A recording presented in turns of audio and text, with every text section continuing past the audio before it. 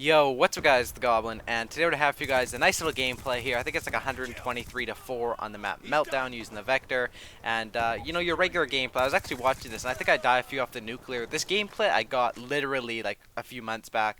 I just found it on my computer on my hard drive, and I looked through and I was like I start off 65 to 0 in this gameplay, so it's definitely not a scrubby gameplay at all. It's really nice and something you guys will enjoy. But in today's video, what I'm going to be talking about is basically the topic of what makes someone good at Call of Duty. Because there's people that are good at Call of Duty, there's people that are, your average people with a 1 to 1.5 KD, and there's people who are trash and like zero point 0.3 KDs and stuff like that. So what makes people good at Call of Duty? It's definitely, like I've said many of these things before, obviously, but it's definitely a combination of quite a few things. The first will be reactions, and reactions is something that will save my ass. Like at 90% of my gameplays, I will have a few situations where reactions, like right there, just save my bum because I was screwed. I was rushing too hard and stuff like that. If you do play it really smart, and if you're older or something like that, and you know that you don't have the best reactions, because reaction time, I think, I'm no scientist, I'm no Dr. Goblin here, but I'm pretty sure reaction time is at your highest in your mid 20s or around there or something like that, because, that's when most people in professional sports are in the peak of their careers, are around 25, after they've been in the league for a few years, and I believe that's when your reaction time is good. I mean, obviously when you're a kid, like 13, 14, you're going to have great reactions as well. And when you get up there in age, like I don't think my dad has the same reactions he did when he was a kid. And I think if my dad tried to play Call of Duty, well, he has tried, and he can't even look up. I mean, there's lots of dads out there that I'm sure play Call of Duty. If your dad plays Call of Duty or something, let me know in the comments. I think that's pretty cool if there's lots of dads that play Call of Duty. I know one of my best friends, his dad is huge into the game. He's got like a 1 KD, and he's a really cool dad, and he plays with his kid and stuff like that. But when my dad tries to play, he just looks at the ground and walks around. So what makes people good at Call of Duty is step one, the reactions. How you can improve that? I don't know. Throw a reaction ball against the wall. There's not many ways you can improve it. It's kind of just natural, as well as if you're play sports, if you're an athlete, you're going to have better reactions if you do stuff like that. It's pretty obvious. Your reaction time is really going to be key. It'll save you in situations. Reactions come with your sensitivity too. If you have a higher reaction time, you can use a higher sensitivity. I think if your reactions are slower, you'd want to use a lower sensitivity so you can nail those shots. The second thing is really huge, is playing smart on the map. And that's going to make someone good at Call of Duty. Call of Duty is a game based on the kill streaks. It's about getting the kill streaks and letting the kill streaks do the work for you. Like in this gameplay, I get 124 kills. How many gun kills do I get? Maybe 50? I'm not really sure. I didn't count it all, but I'm guessing maybe 50 gun kills in the whole game.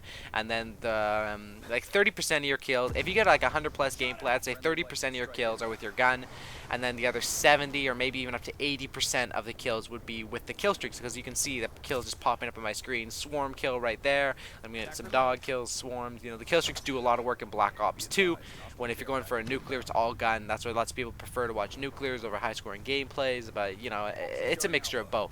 So the second thing is playing it smart. Getting those kill streaks. And if you're smart and you understand the maps and you understand the game, you're obviously going to be great, and when you make your mistakes, the reactions are there to save you, sort of like as a backup plan or something like that.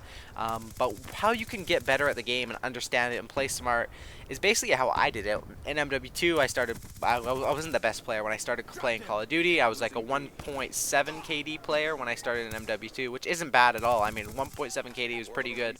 I could drop nukes like pretty easily in my first year playing Call of Duty, which was pretty, good. That was all based off my reaction time and being really addicted to the game and playing a lot and learning the spawns and stuff like that. One thing that really helped me was watching these YouTube videos of people that were sort of like myself 2-3 years ago, and I never thought I'd be the one making these videos or even anything like that. And I think that's really cool, to be honest, that I've come up here and I'm the one making the videos here now, trying to give you guys tips and entertain you guys, which is honestly like a dream come true for me. And doing this YouTube thing is really awesome. I'm gonna have another video up on like what it's like to be a YouTuber, because when I was, I think what makes me sort of like a good YouTuber to relate to my subscribers, I'm not saying I'm the best YouTuber or anything, I'm definitely not, but in relating to my subscribers, I think I'm up there. And the reason for that is I understand, just like 2 years ago, I was a huge fan of YouTubers just like myself. I understand what it felt like to, get a reply back from them, be able to watch their videos and stuff like that. I think that's something that really does help me, is that I can relate to people that are watching the videos, and I can kind of inform them on how I got better at Call of Duty.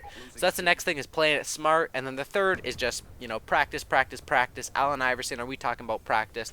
Those three things will make you a great Call of Duty player, and those three things are the three things that any of these good Call of Duty players you see on YouTube have. Either they're naturally gifted. I know there's a lot of people out there that are naturally gifted with the reactions and with the athletic ability, which will make them really good at Call of Duty, which is kind of weird, because sometimes you think about Call of Duty players, you think about huge nerds who just sit around and they're fat and stuff like that. But when you think about the top Call of Duty players, I mean, look at the MLG events. It's a lot of just skinny teenagers. But hopefully you guys did enjoy this video. If you did, maybe push it for 3,000 likes. That would be epic. And as always, subscribe for a cookie. I'm out. Peace.